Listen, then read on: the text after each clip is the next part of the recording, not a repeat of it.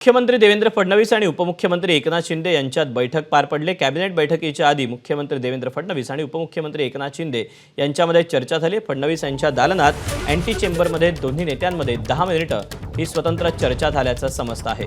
काही अधिकारी बदल्या तसंच इतर विषयांवर चर्चा झाल्याचं समजतंय। मुंबई मनपा आयुक्त निवड आणि इतर मुद्दे यावरून शिंदेंची नाराजी असतानाच या दोघांमध्ये झालेली चर्चा ही महत्त्वाची ठरणार आहे।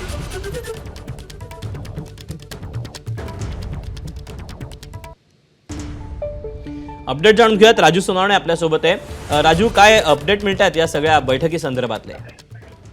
दीपक, आपण पाहतोय मंत्रिमंडळाची बैठक सुरू होण्याच्या आधी राज्याचे मुख्यमंत्री देवेंद्र फडणवीस आणि उपमुख्यमंत्री एकनाथ शिंदे यांची बैठक झाली। मुख्यमंत्र्यांच्या अँटी चेंबरमध्ये जवळपास 10 मिनिटाची ही बैठक झाल्याची माहिती समोर आली आहे।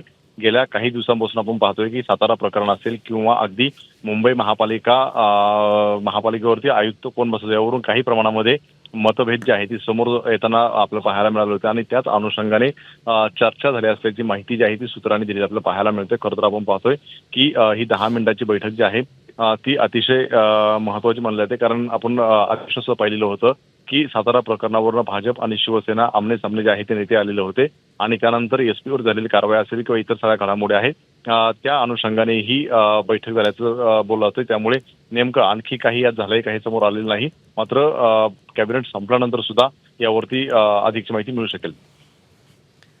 राजू, धन्यवाद दिलेल्या सगळ्या सविस्तर माहितीबद्दल। एबीपी माझा, उघडा डोळे बघा नीट।